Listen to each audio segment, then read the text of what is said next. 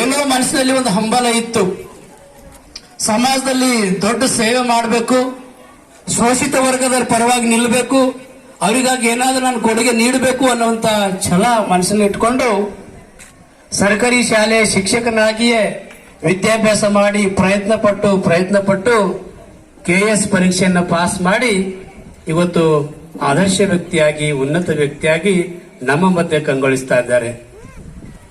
ಆತ್ಮೀಯ ಗೌರವಾನ್ವಿತ ದಾಂಡೇಕರ್ ಸರ್ ಅವರೇ, ಈ ಹೋಲಿ ಕ್ರಾಸ್ ಶಾಲೆಯ ವಠಾರದಲ್ಲಿರುವಂತಹ ಸುಮಾರು ಬಡ ಪಾಲಕರ ಪರವಾಗಿ, ಈ ಸಂಸ್ಥೆಯ ಪರವಾಗಿ, ಅನೇಕ ಮುದ್ದು ಮಕ್ಕಳ ಪರವಾಗಿ ಈ ಶಾಲೆಗೆ ನಿಮಗೆ ಹಾರ್ದಿಕ ಸ್ವಾಗತವನ್ನು ಬಯಸ್ತಾ ಇದ್ದೇನೆ.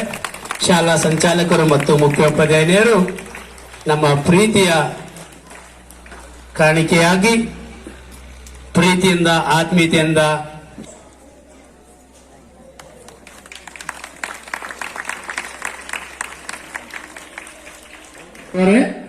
ಸಂತೋಷದ ಖುಷಿಯ ಹೆಮ್ಮತವಾಗಿ ನಾವೆಲ್ಲರೂ ಇವಾಗ ಕ್ರಿಸ್ಮಸ್ ಕೇಕ್ ಅನ್ನ ಕತ್ತರಿಸಿ ಹಂಚಿಸಿಕೊಳ್ಳುವ ಮೂಲಕ ನಾವು ಸಂತೋಷವನ್ನು ವ್ಯಕ್ತಪಡಿಸಿ ನಮ್ಮ ಎಲ್ಲ ಮಕ್ಕಳಿಗೆ ಶುಭವಾಗಲಿ ಅಂತ ಹೇಳಿ ಈ ಸಂದರ್ಭದಲ್ಲಿ ಅಧಿಕಾರಿಯವರು ನಮ್ಮೆಲ್ಲರನ್ನ ಶುಭ ಹಾರೈಸಲಿದ್ದಾರೆ ಕೇಕ್ ಅನ್ನ ಕತ್ತರಿಸುವುದರ ಮೂಲಕ.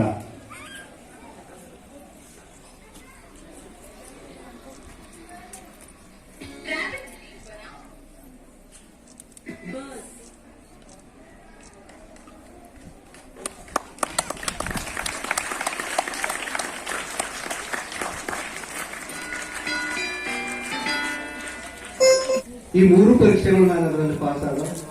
ಸ್ಟೇಟಿಗೆ ನಾನು 25ನೇ ರ್ಯಾಂಕ್ ಇತ್ತು ನಾನು ನಮ್ಮ ಇಡೀ ರಾಜ್ಯದಲ್ಲಿ.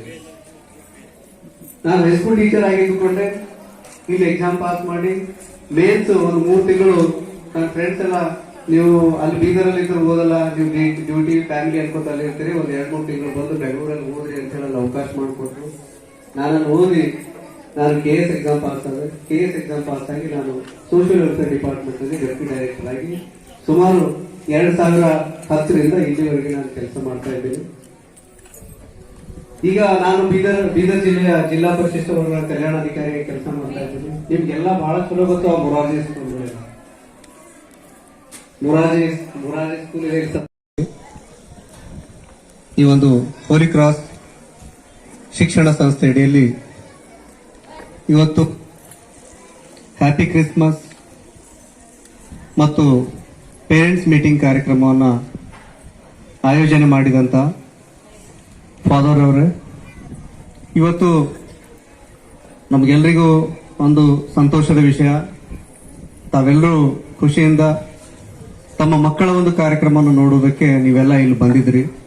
ಮಕ್ಕಳು ಕೂಡ ಅಷ್ಟೇ ಸುಂದರವಾಗಿ ಸೊಗಸಾಗಿ ಈಗ ತಾನೇ ವಿವಿಧ ಕಾರ್ಯಕ್ರಮಗಳನ್ನ ಇಲ್ಲಿ ಮಾಡಿ ಹೋಗಿದ್ದಾರೆ.